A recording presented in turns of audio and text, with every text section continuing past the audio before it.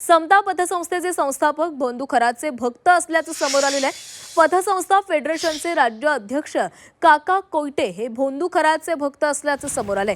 समता पतसंस्थेमध्ये भोंदू खरात वापरत असलेले 100 खाती आहेत। या खात्यावरून कोट्यवधींची देवाणघेवाण झाल्याचंही समोर आलेलं आहे। समता पतसंस्थेच्या राज्यभरामध्ये अनेक शाखा आहेत। 3 वर्षांपूर्वी पतसंस्था फेडरेशनच्या नाशिकमध्ये झालेल्या पुरस्कार वितरण सोहळ्याला भोंदू अशोक खरात प्रमुख पाहुणा होता। रुपाली चाकणकरही या सोहळ्यामध्ये उपस्थित होत्या आणि या संदर्भामध्ये अधिक बोलणार आहोत। आमचे प्रतिनिधी कुणाल जमदाडे आपल्या सोबत आहेत। कुणाल, समता पतसंस्थेसंदर्भात अनेक महत्त्वाच्या बातम्या समोर येऊ लागलेल्या आहेत आणि याच पतसंस्थेचे संस्थापक हे भोंदू अशोक खरातचे भक्त होते असंही समजतंय। नक्कीच, खरं तर भोंदू अशोक खरात प्रकरणामध्ये दररोज नवे धक्कादायक खुलासे समोर येत आहेत।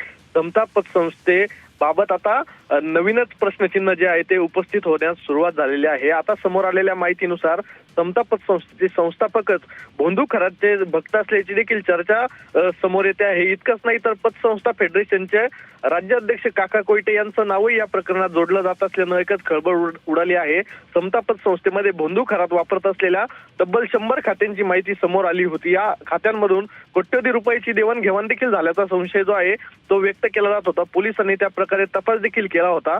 राज्यभर शाखा असलेल्या या पतसंस्थेमुळे प्रकरणाचं गांभीर्य आणखी वाढत असून दरम्यान 3 वर्षापूर्वी नाशिकमध्ये पार पडलेल्या पतसंस्था फेडरेशनच्या पुरस्कार वितरण सोहळ्यामध्ये भोंदू अशोक खरात प्रमुख पाहुणा म्हणून उपस्थित होता। त्या कार्यक्रमाला तत्कालीन राज्य महिला आयोगाच्या अध्यक्षा ज्या आहेत रुपाली चाकणकर यांची उपस्थिती होती। एकीकडे आर्थिक व्यवहारावर प्रश्नचिन्ह निर्माण होत असताना दुसरीकडे राजकीय आणि संस्थापक संबंध जे आहे ते समोर येत असल्याने या प्रकरणाला आता वेगळंच वळण लागण्याची शक्यता। या सर्व प्रकरणामध्ये आणखी कोणकोणते मोठे चेहरे समोर येणार आणि तपास यंत्रणा पुढे काय कारवाई करणार हे देखील पाहणं महत्त्वाचं ठरणार आहे। मात्र आता समता पतसंस्थेभोवती देखील प्रश्नांची जी आहे ती सरबत्ती होण्यास सुरुवात झालेली आहे आणि एक ना एक समता पतसंस्थे देखील जे प्रकरण आहे ते समोर येण्यास सुरुवात झालेली आहे।